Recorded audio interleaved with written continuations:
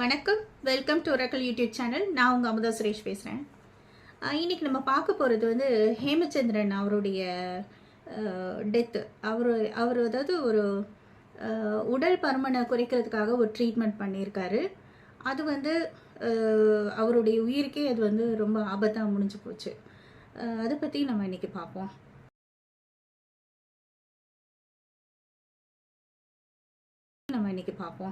அதாவது பொதுவாகவே எல்லாருக்கும் வந்து ஆணாக இருந்தாலும் சரி, பெண்ணாக இருந்தாலும் சரி, அழகுங்கிறது ரொம்ப ஒரு முக்கியமான ஒரு விஷயமா இருக்கும்.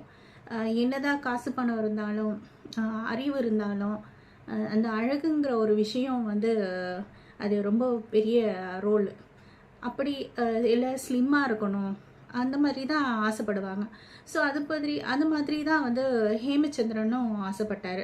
இத்தனைக்கும் அவர் படித்து ஒரு நல்ல ஐடி கம்பெனியில் வேலை கூடிய ஒருத்தர். ஒரு 26 வயது தான். ஆனால் அவருக்கு வந்து கூட ஒரு ட்வின் பிரதர், அவரோட தம்பியும் இருக்கார். ஸோ இவருக்கு வந்து ஒரு 26 வயது ஆகுது இவங்களுக்கு. அப்படி இருக்கும்போது இவர் அந்த உடல் பருமன் ஜாஸ்தியாக இருக்கிறதுனால இவர் அதனால நிறைய காம்ப்ளிகேஷன்ஸ் அவர் வந்து மேற்கொண்டார். நார்மலாகவே தெரியும் உடல் பருமன் இருக்கிறவங்களாம் எப்படிப்பட்ட விஷயங்களெல்லாம் ஃபேஸ் பண்ணுவாங்கன்னு. ஸோ நம்மளும் வந்து எல்லாரும் மாதிரியும் நல்ல சுறுசுறுப்பாக ஆரோக்கியமாக இருக்கணும் அப்படின்னு அவர் ஆசைப்பட்டார். அவர் ஆசைப்பட்டது ஒன்றும் ஒரு பெரிய பேராசைன்னு சொல்ல முடியாது. எல்லாருக்கும் இருக்கக்கூடிய ஒரு விஷயம்தான். நம்மளும் வந்து அடுத்தவங்கள மாதிரி இருக்கணும் அப்படின்னு நினச்ச ஒரு விஷயம்தான் அவரும் விரும்பினார். ஸோ அதுக்காக அவர் தேர்ந்தெடுத்த வழி வந்து எப்படி அது வந்து தவறாக போச்சு அப்படின்றது தெரியல. எல்லாரும் போல் அவரும் வந்து ஒரு நாள் அந்த வீடியோ பார்த்துட்டு இருக்கும்போது ஒரு யூடியூப்பில் ஒரு டாக்டர் பேசுகிறத அவர் கேட்டிருக்காரு. இன்றைக்கி தான் எல்லாரும் டாக்டர்ஸாக பேசுகிறாங்களே, இதை பண்ணுங்க, இதை சாப்பிடுங்க, அதை சாப்பிடாதீங்க அப்படின்னு ஒரு பல டாக்டர்ஸு பல அறிவுரைகள் சொல்கிறாங்க. இதில் படித்தவங்க யார், படிக்காதவங்க யார் அப்படிங்கிற அளவுக்கு நமக்கு கண்டுபிடிக்க முடியாத அளவுக்கு பல விஷயங்கள், தகவல்கள்லாம் கொடுக்குறாங்க. இதில் எது சரி எது தவறு அப்படிங்கிற ஒரு ஆராய்ச்சி கூட நம்ம பண்ண முடியாத அளவுக்கு எக்கச்சக்கமாக கொட்டி கிடக்கு இந்த சமூக வலைத்தளங்களில். ஸோ அதுபடி தான் அவர் வந்து இந்த வீடியோவை அவர் பார்த்துருக்காரு. சொல்லப்போனால் அவர் வந்து பாண்டிச்சேரியில் தான் அவரோட வீடு. அவர் அங்கே இருந்து சென்னைக்கு இது சம்மந்தமாக இவருடைய அப்பாவோட இவர் வந்திருக்காரு. ஸோ வந்து அந்த ஹாஸ்பிட்டல் ஒரு பெரிய ஹாஸ்பிட்டல், அந்த ஹாஸ்பிட்டலில் உள்ள ஒரு டாக்டரை சந்தித்து அப்பாயின்மெண்ட் வாங்கி கன்சல்ட் பண்ணியிருக்காங்க. கன்சல்ட் பண்ணி பார்த்ததில் இவருடைய அந்த உடல் பருமன், இவருடைய அந்த ஹிஸ்ட்ரி எல்லாத்தையும் பார்த்துட்டு இவருக்கு ஒரு சில விஷயங்கள், அதாவது பிபி, டயபெட்டிக்ஸ்லாம் இருக்கிறது தெரிய வந்தது. ஸோ இந்த அனஸ்தீஷியா கொடுக்கக்கூடிய டாக்டர் வந்து சொல்லியிருக்காங்க, இவருக்கு வந்து இது வந்து சரிப்பட்டு வராது. ஏன்னா இந்த சர்ஜரி பண்ணணுன்னா ஒரு அனஸ்தீஷியா கொடுக்கணும். ஸோ அது வந்து தாங்கக்கூடிய ஒரு திராணி அவருக்கு இல்லை அப்படிங்கிறது சொல்லியிருக்காங்க. இது வந்து இன்னும் சொல்லப்போனால் இந்த டாக்டர் வந்து என்ன சொல்லியிருக்காங்க அப்படின்னா, இந்த உடல் பருமனை குறைக்கிற இந்த டாக்டரு, நீங்கள் வந்து இது ஒரு 2 days ப்ரோக்ராம் தான். அதாவது முத நாள் வந்து அட்மிட் ஆகணும், அடுத்த நாள் காலையில் இந்த சர்ஜரி நடக்கும். சர்ஜரினா அதாவது கத்திலாம் இல்லாமல் 2 ஹோல்ஸ் தான் போடுவோம். 2 ஹோல்ஸ் போட்டு அந்த லிப்போசிஷன் பண்ணிவிட்டு அதுக்கப்புறம் அடுத்த நாள் நீங்கள் டிஸ்சார்ஜ் ஆயிடுவீங்க அப்படின்னு ரொம்ப ஹோப்ஃபுல்லாக சொல்லியிருக்காங்க. இது கேட்டுட்டு இவங்க வந்து திரும்பி ரிட்டர்ன் ஆயிருக்காங்க. ரிட்டர்ன் ஆகும்போது இவருடைய அப்பாவுக்கு ஏகப்பட்ட கன்ஃபியூஷன்ஸ் ஓடிட்டே இருந்தது. இது வந்து சரிப்பட்டு வருமா என்ன அப்படின்னு. ஒரு சைடு டாக்டர் வந்து, இந்த அனஸ்தீஷியா கொடுக்குற டாக்டர் வந்து அது இவருக்கு வந்து செட் ஆகாது அப்படின்னு சொல்கிறாரு. ஆனால் இந்த டாக்டர் வந்து ரொம்ப நம்பிக்கையோட சொல்கிறாரு அப்படின்னு அவங்களுக்குள்ள ஒரு மைண்டில் ஓடிட்டே இருந்தது. இந்த சமயத்தில் நம்ம வந்து இதோட ட்ரீட்மெண்ட்டோடைய விலை என்ன அப்படின்றத நம்ம கேட்கல அப்படின்னு அவங்க ஃபோன் பண்ணுறாங்க. அப்போ அவங்க அசிஸ்டண்ட், டாக்டரோட அசிஸ்டண்ட் தான் வந்து பேசுகிறாரு. பேசிட்டு அவர் என்ன சொல்கிறாருன்னா, இதுக்கான செலவு ஒரு 8 to 10 lakhs.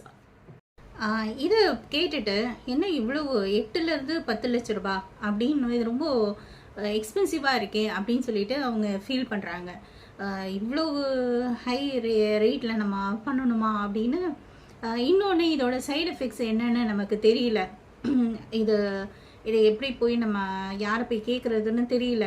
ஸோ அப்படி இருக்கும்போது இவங்க வந்து இது பண்ணணுமா அப்படின்ற மாதிரி ஒரு டவுட்லேயே இருந்துட்டாங்க.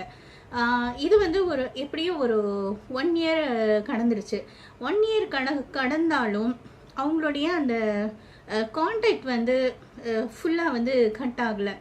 ஆல்ரெடி இவங்க மெயில் பண்ணது, சேட் பண்ணது, இந்த விஷயங்களெல்லாம் வச்சு இப்போ நார்மலாகவே இப்போ நம்ம ஏதாவது ஒரு கடைக்கு எதுக்கோ ஒரு தடவை நம்ம போய் உங்கள் கடையில் ஏதாவது பர்ச்சேஸ் பண்ணால் ஒரு பில் போட்டால் நமக்கு திருப்பி நமக்கு ஒரு ரிமைண்டர் கொடுத்துட்டே இருப்பாங்கள்ல, அந்த மாதிரி இவங்களும் கொடுக்க ஆரம்பிச்சிட்டாங்க.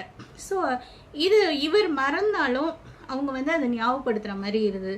ஸோ இது ஹேமச்சந்தருக்கு இது நம்ம ஏன் இதை பயன்படுத்தக்கூடாது அப்படிங்கிற மாதிரி அவர் ஃபீல் பண்ணார். ஸோ அப்போ இவங்களுடைய அந்த அசிஸ்டண்ட், அந்த டாக்டரோட அசிஸ்டண்ட் என்ன சொன்னாங்க அப்படின்னா, இந்த ஒரு பெரிய ஹாஸ்பிட்டல், இந்த ஹாஸ்பிட்டல் பேர் வந்து ரேலா ஹாஸ்பிட்டல். அதில் வந்து பெரிய ஹாஸ்பிட்டல். நீங்கள் அதாவது சென்னையில் இங்கே பண்ண வேணாம், நீங்கள் வந்து பம்மலில் இருக்க இன்னொரு ஹாஸ்பிட்டல் ஒன்று இருக்குது.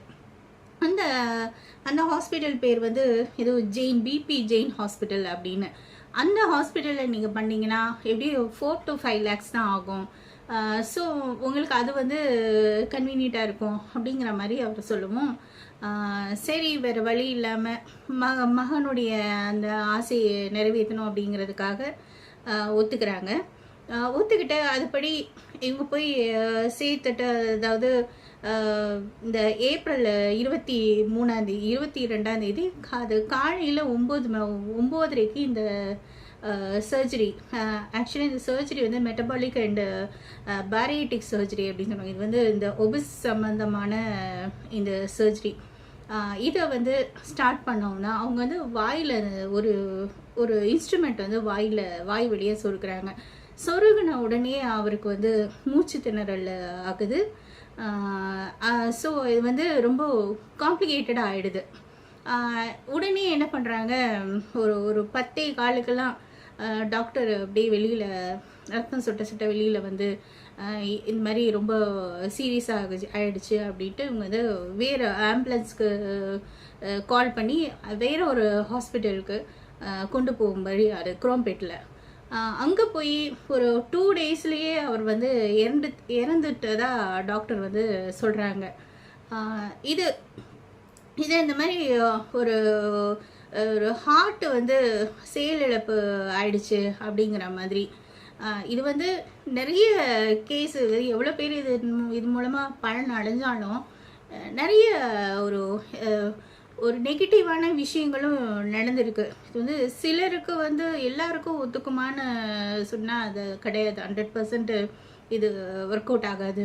சில பேருக்கு இது வந்து நெகட்டிவாக முடியும். ஸோ அதன் அடிப்படையில் இவருக்கு ஆயிட்டுருக்கு.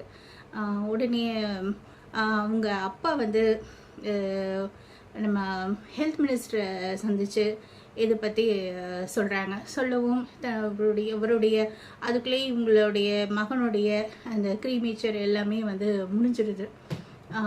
இப்போ இவருடைய அந்த டெத்துக்கான இது நியாயம் கிடைக்கணுமே அப்படின்றதுக்காக அவங்க அப்பா இப்போ போராடிட்டு இருக்காங்க.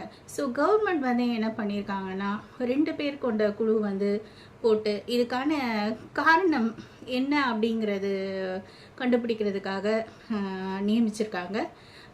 ஸோ இவங்க இந்த ஸ்டெப்ஸ் எல்லாம் எடுக்கிறது அவங்க அப்பாவுக்கு இப்போ ஒரு ஆறுதலாக இருக்குது அப்படின்னு தான் சொல்லலாம். இது போல் நிறைய, அதாவது இதுக்கு முன்னும் நிறைய நியூஸ், அதாவது இது சம்மந்தமாக நம்ம கடந்து தான் வரும். சில ஒரு சமீபத்தில் கூட இதுக்கு முன்னாடி ஒரு கன்னட ஆக்ட்ரஸ்ஸு, அவங்க வந்து ஒரு சீரியல் ஆக்ட்ரஸ், பேர் கூட சேத்தனா ராஜன், அவங்களும் இந்த மாதிரி ஒரு ட்ரீட்மெண்ட் பண்ணி அவங்க இறந்துட்டதா சொல்லப்படுது.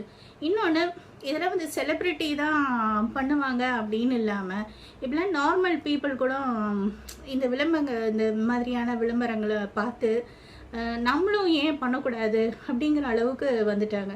அதுக்கு உதாரணம் இந்த திருவண்ணாமலையை சேர்ந்த வளர்மதி, அவங்களுடைய டெத்தும் ஒரு ஆதாரம்னு சொல்லலாம்.